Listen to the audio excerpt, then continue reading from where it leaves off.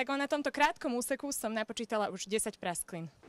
Jamy a rozličné nerovnosti totiž strpčujú život napríklad korčuliarom a cyklistom. Potknutie pri jazde na chodníku je jedným z častých dôvodov odretých kolien, ale aj zlomených končatín. Bola jama a som o ňu zakopla bicyklom a som padla. Aj korčuliari mali veľmi ťažké zranenia na chodníkoch.